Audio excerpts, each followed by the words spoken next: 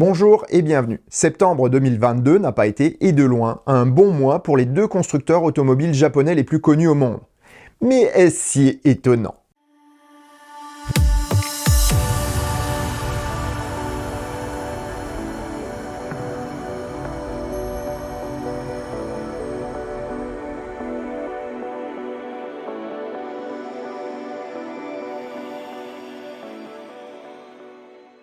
Décidément, entre les constructeurs japonais et la voiture électrique, c'est pas le grand amour en ce moment, hein. Cinquième constructeur mondial en 2019, Honda est l'une des marques emblématiques de l'arrivée des Japonais en Europe et surtout en France.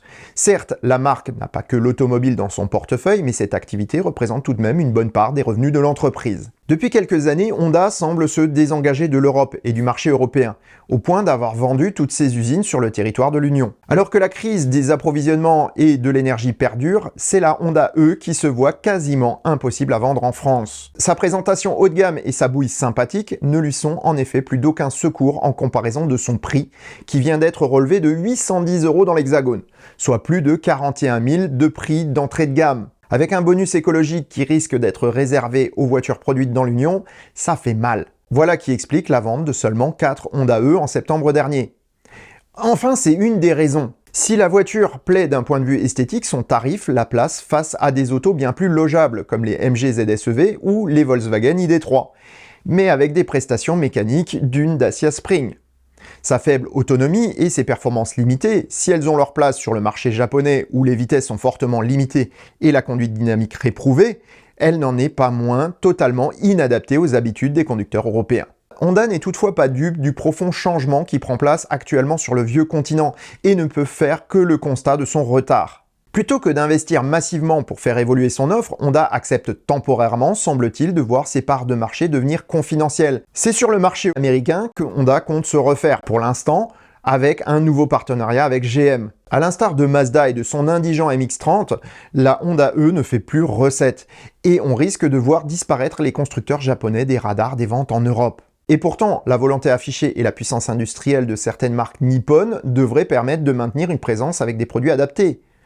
Surtout que le premier constructeur mondial est bien japonais. À force de présentation de concepts, de prototypes et de futurs modèles, Toyota semble en effet avoir la volonté d'avancer. Son récent Z4X a des caractéristiques bien en phase avec le marché et serait un bon tremplin pour le passage à l'électrique. Mais cela ne se passe pas tout à fait comme prévu. Le japonais n'a vendu aucune auto en septembre aux États-Unis, le premier marché sur lequel il est introduit, et a même proposé un rachat de toutes les autos livrées à leurs propriétaires.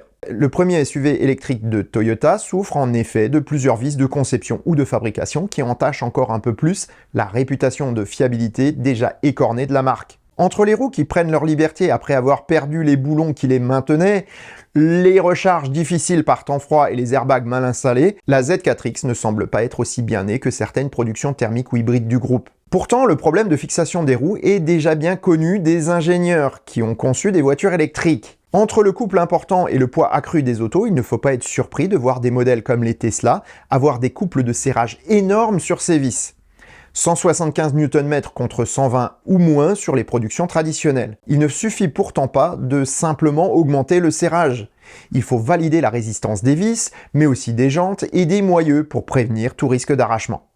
Pour ces raisons, la production du Z4X a été arrêtée et sa commercialisation suspendue.